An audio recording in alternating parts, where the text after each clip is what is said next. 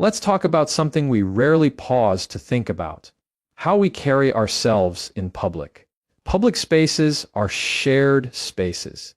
That means how you act, what you say, and how you treat people. It matters. Not just for your own image, but for the respect you show others.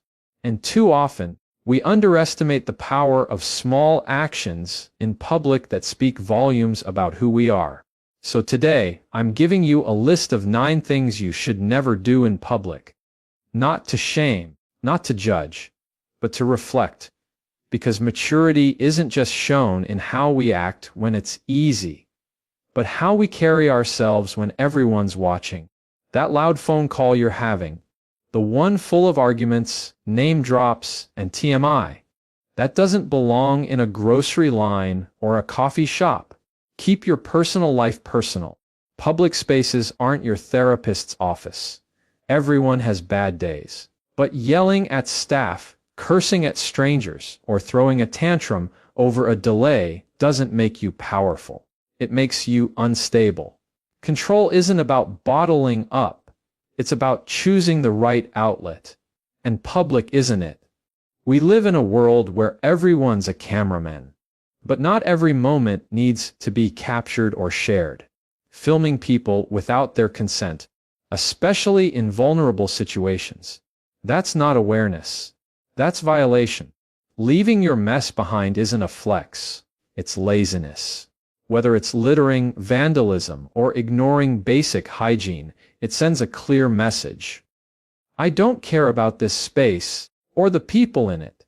And that's not the legacy you want to leave behind. Respecting boundaries isn't old-fashioned. It's non-negotiable. Whether it's standing too close, touching someone uninvited, or forcing a conversation, your presence shouldn't feel like pressure. The way you treat people who serve you, whether it's a janitor, a waiter, or a cashier, says everything. Public decency starts with treating every human with dignity, not just those with titles. Gossiping loudly in public or exposing someone else's private struggles isn't casual conversation. It's a character reveal. Protect people's privacy like you'd want yours protected. Not every moment needs your commentary. Not every story needs your spin. Learn to observe without inserting yourself. Sometimes the most powerful presence is the quietest one. Dragging someone through conflict in front of others might feel victorious in the moment, but it always costs your credibility.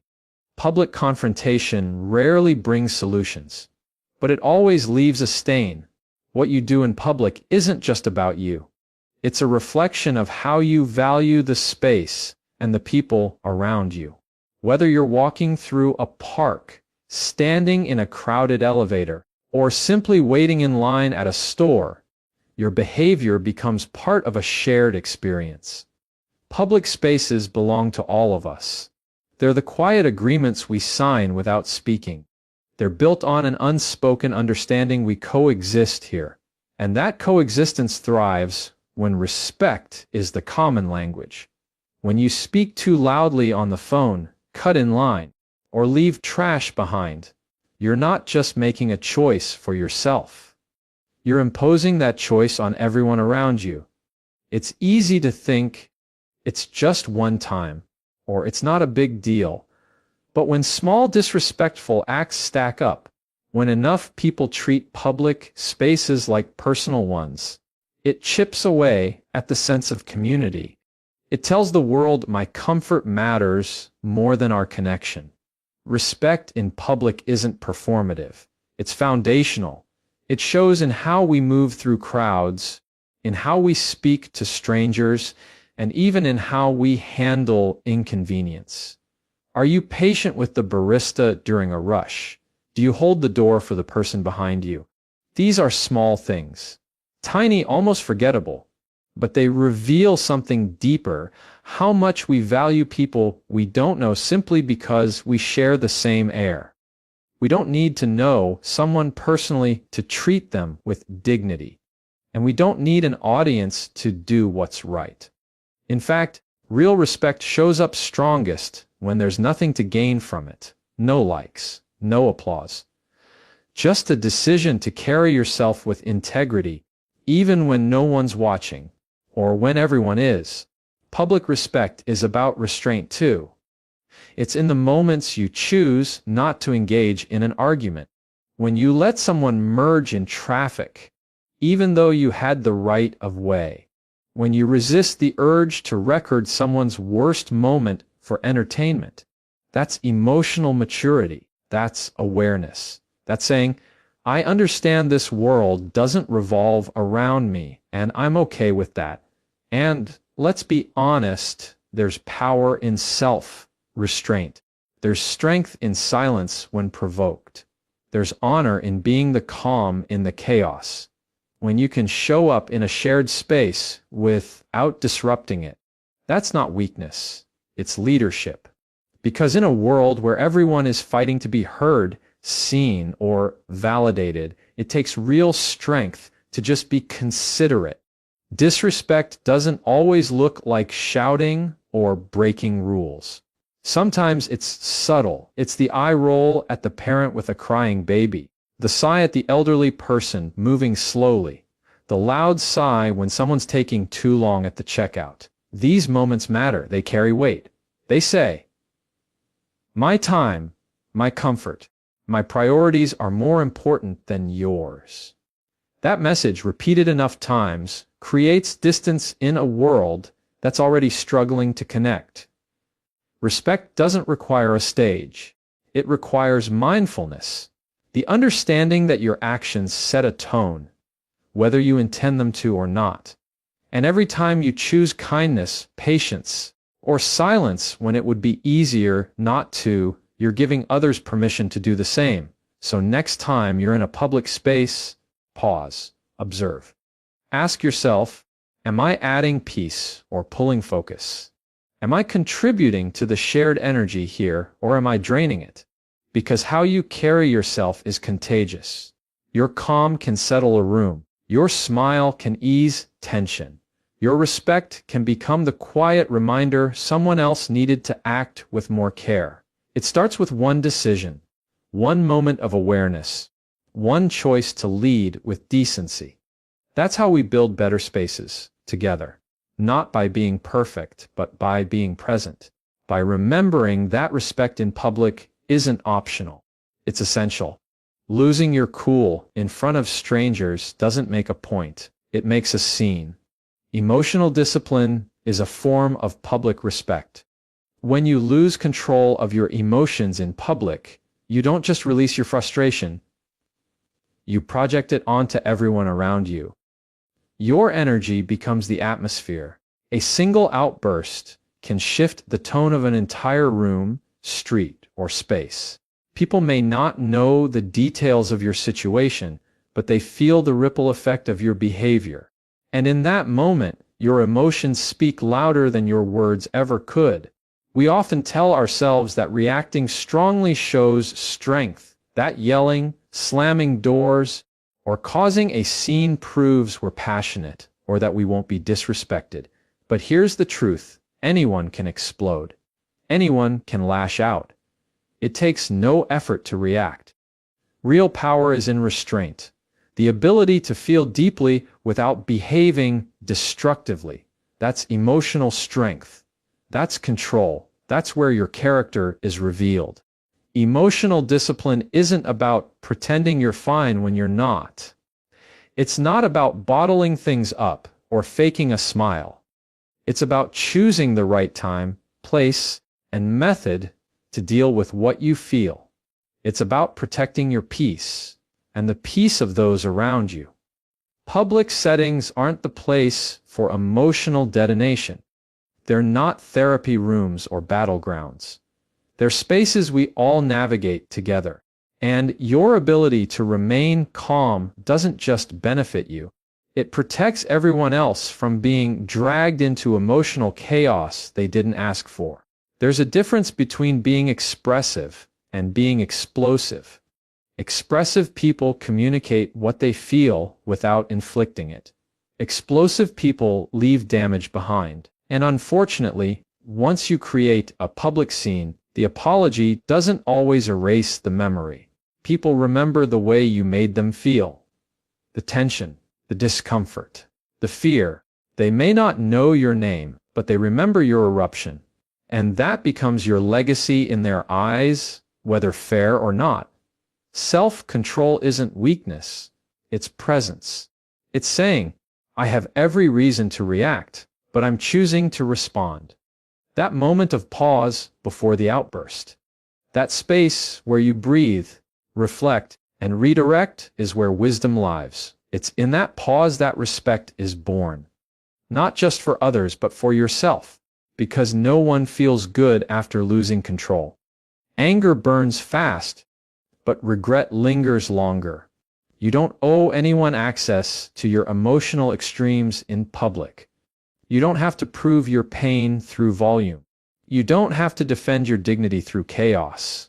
In fact, dignity is best protected through calm, through the decision to keep your center when someone else tries to pull you off balance. That's how you own the moment, by refusing to be owned by it. And people are watching, not out of judgment, but curiosity. They wonder, how will this person handle pressure? Will they explode, or will they hold it together? When you keep your composure, you don't just preserve your peace. You model it. You give others permission to stay grounded, too. You raise the bar for what emotional maturity can look like in real time. We all have moments where we feel the pressure rise. Where someone says something disrespectful. Where we're treated unfairly. Where the delay, the stress, or the injustice feels unbearable. But even then, especially then, your self-control is your power. It doesn't mean you don't care. It means you care enough not to cause harm. Let's not glorify breakdowns as bravery. Let's honor the people who can speak with intention, even in anger, who can walk away when provoked, who choose to breathe instead of break, because in a noisy world that praises outbursts and viral tantrums, being the quiet strength in the room is revolutionary. Self-control isn't about suppressing who you are. It's about elevating who you are. It's about walking through the world knowing that your emotions serve you. You don't serve them.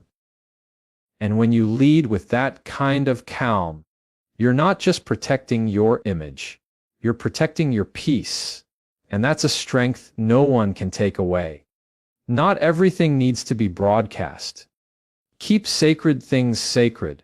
What you protect privately strengthens you publicly. In a world where oversharing has become the norm, privacy is the quiet rebellion.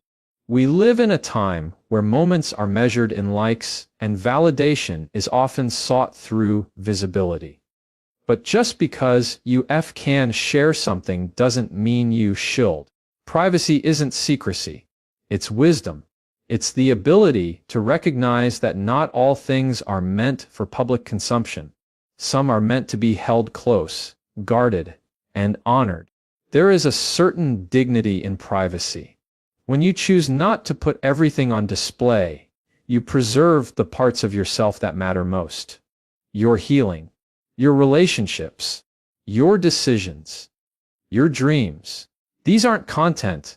They're cornerstones of your identity. And the more you expose them to outside noise, the more diluted their meaning becomes. Public opinion has a way of shaping things that were never meant to be shaped by strangers. And sometimes, the moment you let too many eyes into something sacred, you give away the control that was rightfully yours. It's tempting to think that visibility equals strength, that if you don't share it, maybe you're ashamed of it.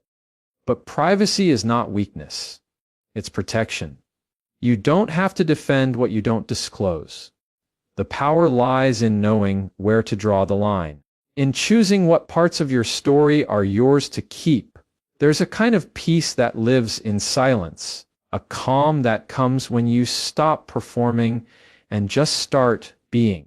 We all crave connection, but oversharing creates a false sense of closeness. Just because people know what you had for breakfast, who you're dating, or how your day went doesn't mean they know you. And when you give too much, you leave nothing for yourself. Your life becomes a stage, and suddenly every moment requires an audience, every decision a comment section. That's not authenticity, it's exhaustion. True power is knowing you don't owe anyone access to your private world. You can grow quietly. You can heal in silence. You can love without proof. You don't need to post your pain for it to be real. You don't need to announce your progress for it to be valid. What's unseen isn't less valuable. Sometimes it's more. Keeping things private allows space for reflection. It gives you time to process without pressure, to fail without judgment, to evolve without performance. It lets you figure things out without having to explain yourself at every turn. That space is sacred, and it's becoming rare. When you protect your privacy, you maintain your freedom. The freedom to change your mind, to learn, to move differently. You're not boxed into an image or a narrative created for the public. You're free to be human, complex, inconsistent, growing. And that kind of freedom, that's strength. There will always be people who demand access, who feel entitled to your details, but you don't owe them that. What you share is a choice, not a requirement. And setting that boundary doesn't make you closed off. It makes you self-aware. It shows you value your life enough to guard the parts that matter most. Privacy also protects the people you care about. When you keep your relationships, your family, and your inner world protected, you shelter them from unnecessary judgment, scrutiny, and misunderstanding. You create a safe space for connection away from the glare of outside opinions. So take pride in what you don't share, in what you hold close. Let some things be just for you. There is power in restraint, in silence, in walking through the world with a confidence that doesn't need applause. Because at the end of the day, your life isn't a show, it's a journey. And not every step needs to be seen to be real. Keep the sacred sacred, and let your quiet strength speak louder than any post ever could. Being loud doesn't make you right. Calm presence and controlled tones speak louder than shouting ever will. In fact, the louder you get, the more people stop listening. Volume can demand attention, yes, but attention isn't the same as respect. True leadership doesn't need a microphone. It commands the room without raising a voice. It's not about who talks the most or who talks the loudest. It's about who speaks with clarity, intention, and control. There's a difference between leading and dominating. People who raise their voice in every disagreement, who interrupt, talk over others, or make every space about their opinion, aren't leading. They're overpowering. And when someone leads by overpowering, what they create isn't trust, it's tension. People may comply out of fear, but they won't follow out of respect. Calm presence, on the other hand, is magnetic. It draws people in instead of pushing them away.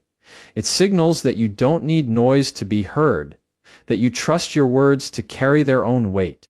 A steady tone, even in disagreement, is a quiet display of power. It shows that you're not controlled by emotion, but guided by conviction. Anyone can yell. Anyone can bark orders or speak over others to prove a point.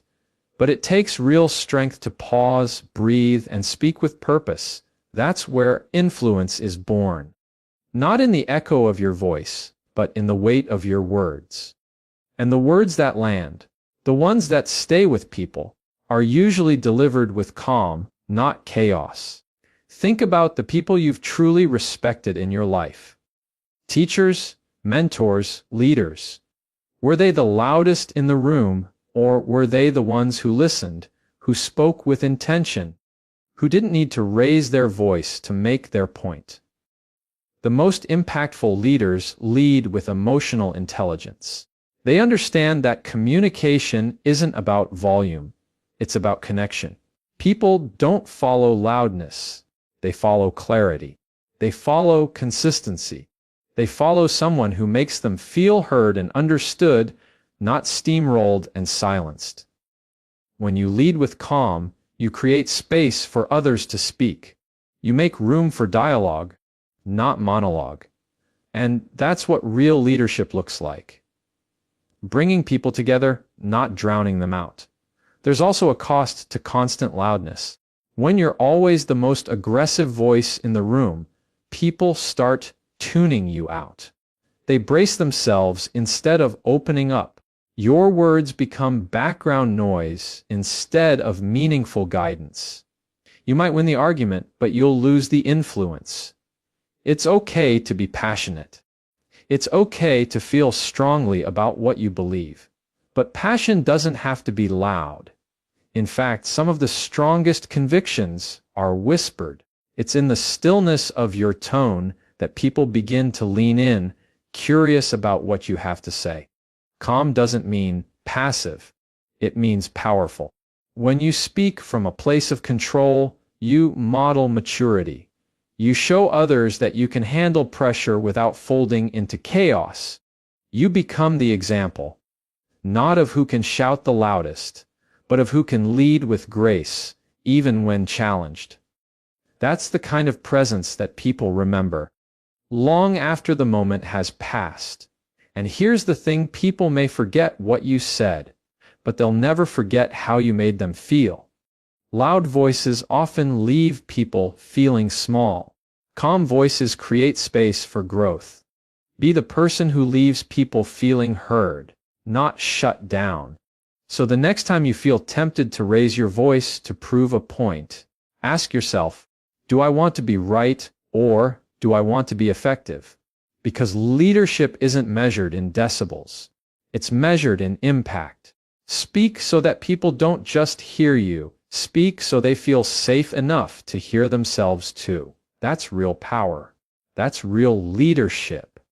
Even when you think no one's watching, you're sending a message. Every action outside is your signature. You are always representing yourself, your values, your upbringing, your standards, and your character, whether you realize it or not. Public behavior isn't just a reaction to the environment. It's a reflection of who you are when there's nothing to gain and no one to impress. It's in these unguarded moments that the real version of you shows up. What you say, how you move, how you treat others, even your silence, all speak on your behalf. People are always forming impressions, even if you're not on a stage or in a spotlight. You might not be wearing a name tag, but your actions are always introducing you. In the grocery store, at the gas station, on the sidewalk, you are building your reputation piece by piece. And once it's built, it speaks louder than anything you'll ever say in your defense. We often lie as though character is something we save for job interviews or formal meetings. But the truth is, your character shows most clearly in how you act when it doesn't matter. When there's no immediate consequence. When you're anonymous in a crowd or in a place where no one knows you. That's when your inner compass takes the lead.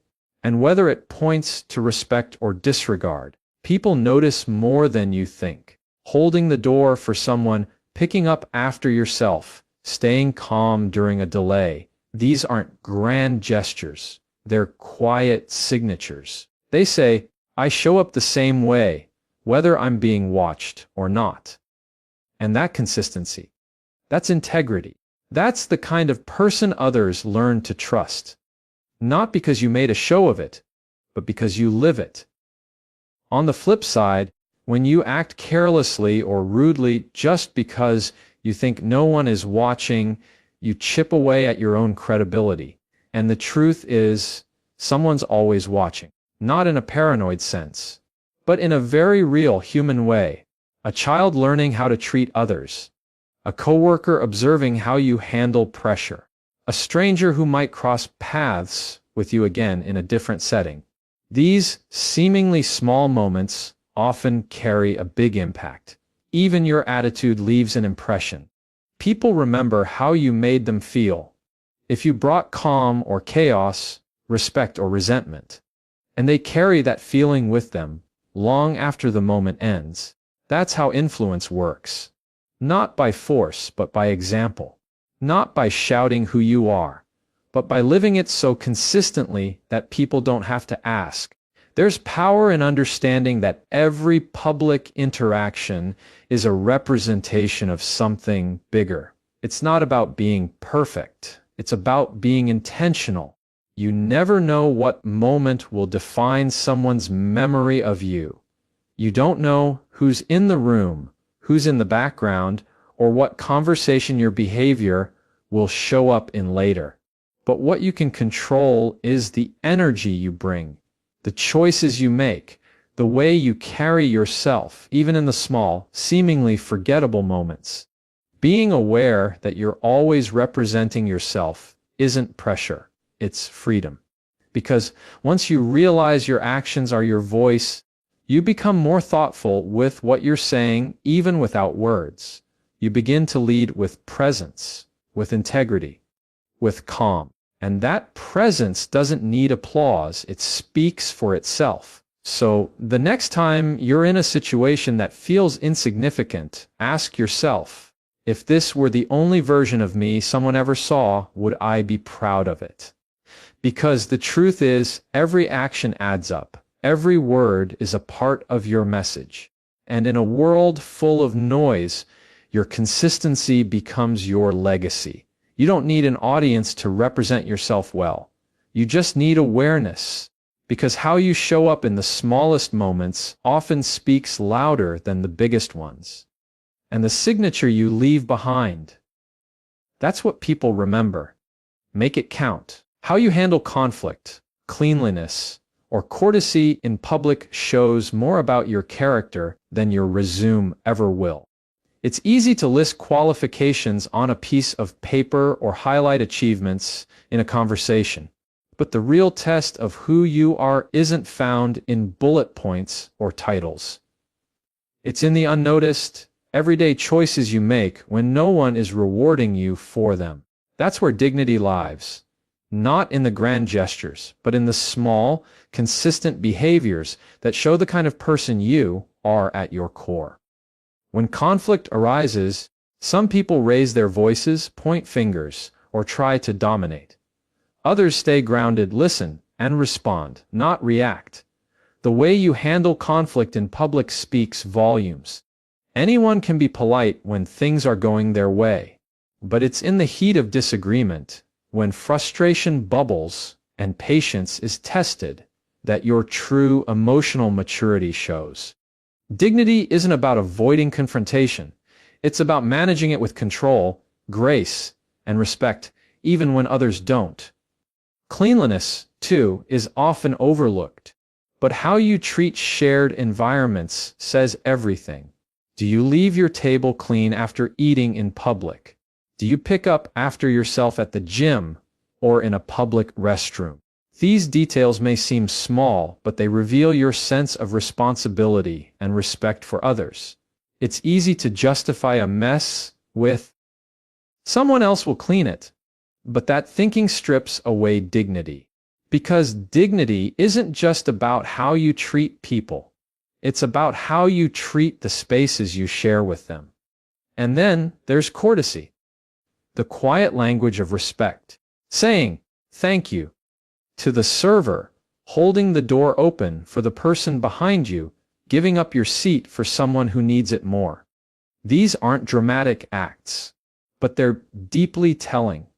Courtesy doesn't ask for attention, it offers it. It's a signal that you recognize other people exist around you and that they matter. In a world that often feels rushed and self-centered, simple manners have become a form of leadership. What ties all of this together is awareness.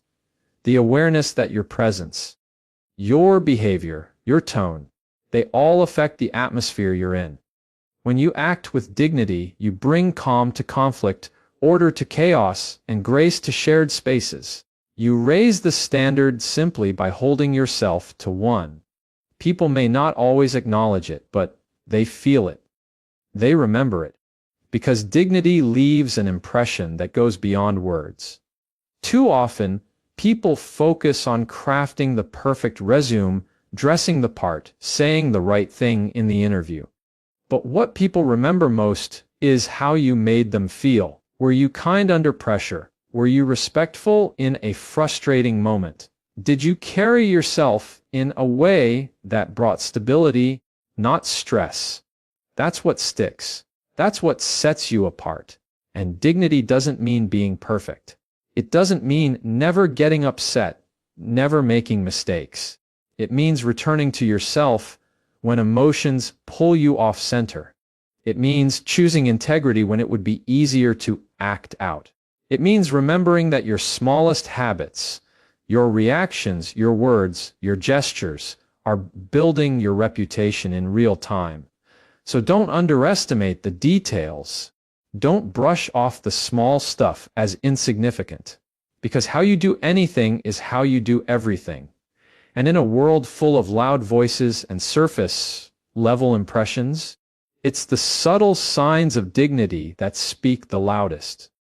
Your character isn't measured by how you act when you're winning or when people are watching. It's measured by how you show up in the everyday moments, in the public spaces, in the quiet choices. That's where your truth lies. And that's where people really get to know you. When you're not performing, just existing. So choose to exist with dignity. Let it be seen in the details. Because those are the parts of you that people remember long after the moment has passed. In the end, how we show up in public is a mirror of who we truly are. It's not about impressing others. It's about honoring ourselves and the space we share with the world. Every small choice, from the way we speak to how we handle frustration, builds a message that people carry with them. Respect, self-control, privacy, calm leadership, integrity. These aren't just traits, they're habits. Habits that shape your character when no one's clapping and no cameras are rolling. So let's lead with awareness. Let's remember that dignity is in the details, power lies in restraint, and true influence doesn't need to shout to be heard. Be the person who carries grace in public, not because you have to, but because that's who you choose to be. Thank you for listening. Let your actions speak louder than anything you say, and let them say something worth remembering.